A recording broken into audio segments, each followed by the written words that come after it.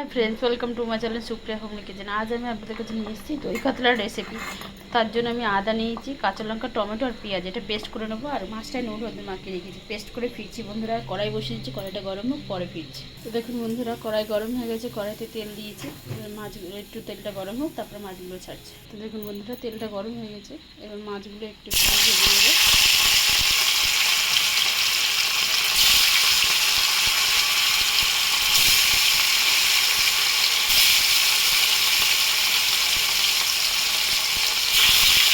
মাছগুলো ভেজে ফিরছি। তো বন্ধুরা দেখুন, এইভাবে আমি সব কটা মাছ ভেজে নিয়েছি। দেখুন, সব মাছ ভেজে নিয়েছি। তো এই তেলের মধ্যে আমি জিরা ফোড়ন দিয়ে দেবো, গোটা জিরা, শুকনো লঙ্কা, তেজপাতা আর গোটা গরম মশলা ফোড়ন দিয়ে দিলাম। এই সময় গ্যাসটা আসতে দেবো।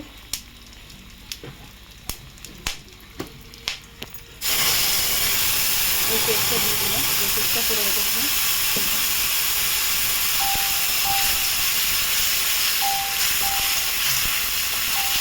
পেস্টটা দিয়ে দিলাম। দেখুন বন্ধুরা, তো এটা দেওয়ার পরে এরকম অবস্থায় মশলাটা ভালো করে কষিয়ে ফিরছি। দেখুন বন্ধুরা, মশলা থেকে তেল ছেড়ে দিয়েছে। এবার এর মধ্যে নুন দিয়ে দিলাম স্বাদ মতো।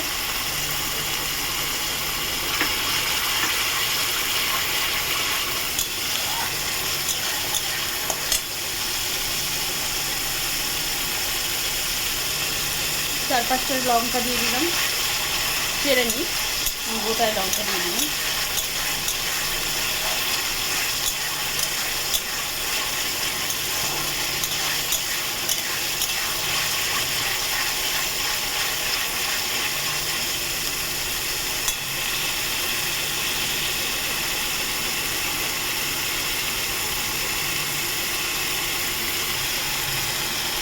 তো বন্ধুরা, যে যেমন ঝাল খাবে সে সেই অনুযায়ী লঙ্কার গুঁড়ো দিয়ে দেবে।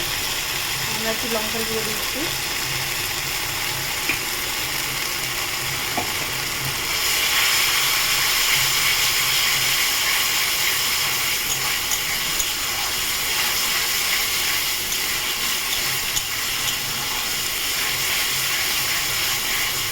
বন্ধুরা দেখুন, আমার মশলাটা কষা হয়ে গেছে।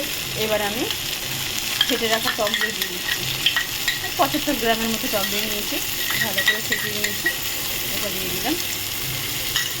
এই সময় গ্যাসটা একটু আস্তে করে দেবো।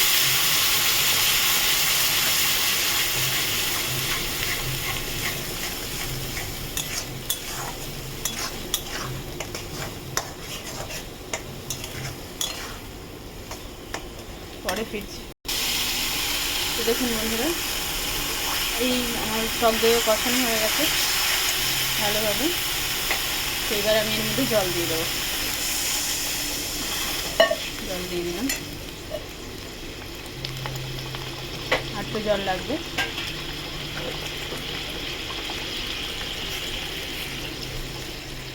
দেখুন, জলটা দিয়ে দিলাম।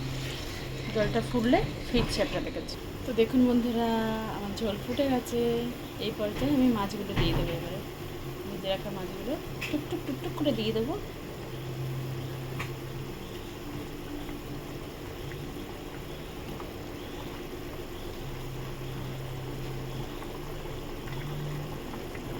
দেখুন, সব মাছ ছাড়া হয়ে গেছে।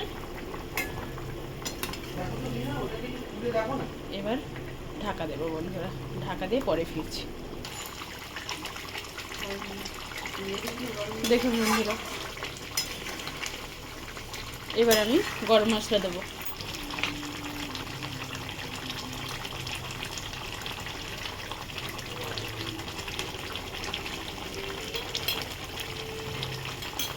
দেখুন, গরম মশলা দিয়ে দিচ্ছি। তো আপনারা ট্রাই করবেন, ট্রাই করে কমেন্ট সেকশনে কমেন্ট করে আমাকে জানাবেন আমার রান্নাটা কেমন হয়েছে।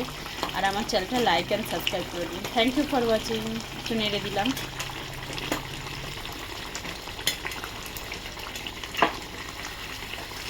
Thank you.